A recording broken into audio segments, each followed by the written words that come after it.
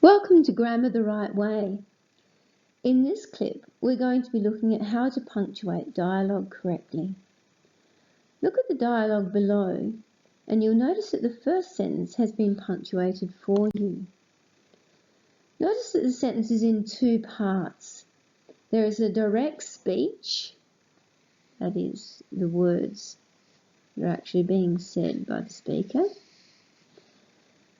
and then there are details about the speaker. Notice that also that the comma at the end of the first speech is inside the inverted commas, and the question mark at the end of the second sentence is also inside the inverted commas. So there's a golden rule for you. You always need to put the punctuation inside the inverted commas.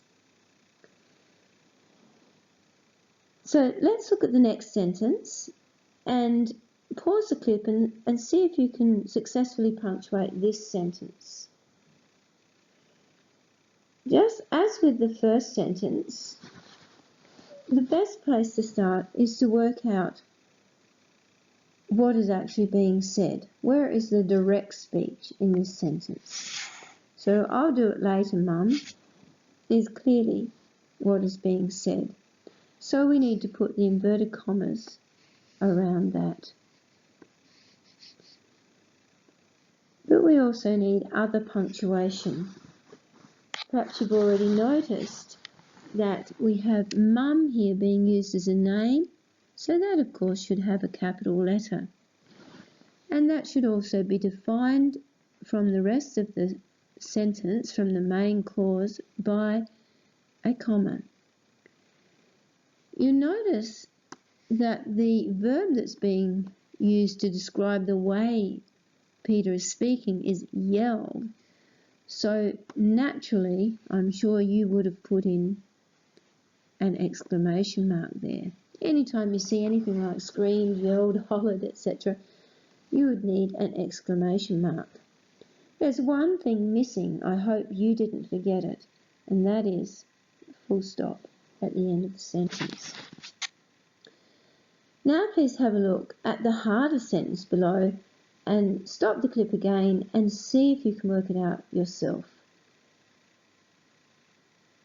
As I punctuate it, check what you've done and see that you've got it all correct. So of course the first thing we'll do again is find our direct speech. So this is what Mum said, and again here I've got hot chocolate ready in here when you're ready, so hop to it. And of course again in green we've got the bit that tells us who's speaking and sometimes some extra details about that. So let's put our inverted commas around the direct speech. That's a good start.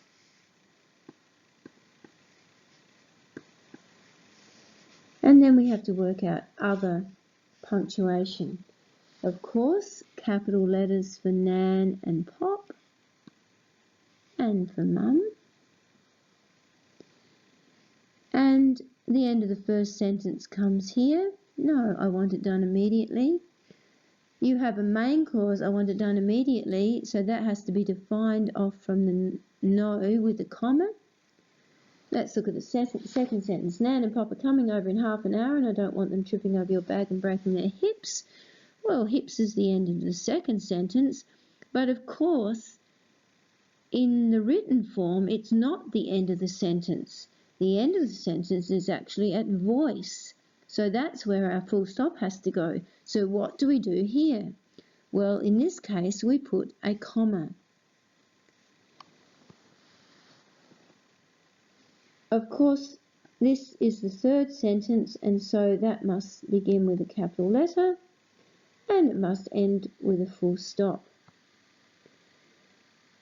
Now, in that last sentence, you've got the main clause and you've got a little subordinate clause there, when you're ready. This is not necessary to put in the sentence. It would make perfect sense if it just said, I've got hot chocolate ready in here, so hop to it. But there's a little extra clause there, so we put commas around that. There's one other interesting grammatical point here, and that is a compound adjective. Did you actually identify it? And did you know what to do with it? I hope you did.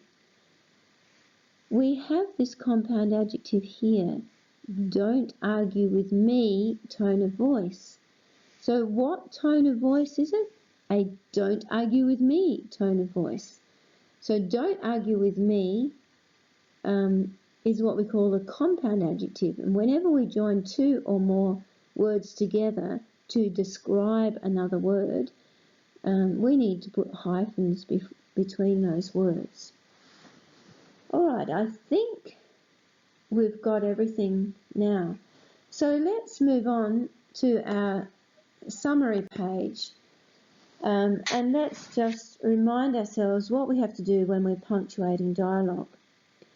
There are usually two parts of a sentence containing dialogue. That's the direct speech and the details about the speaker. So look for those. All the punctuation in direct speech needs to be inside the inverted commas, even at the end of the sentence. When words like mum, dad, nan and pop are being used as names, don't forget to capitalise them. And remember to only use a full stop in the direct speech if it is actually at the end of the written sentence. When the direct speech is followed by details about the speaker, you need to use a comma. Or, of course, if it's an exclamation or a question, then you use the exclamation mark or question mark.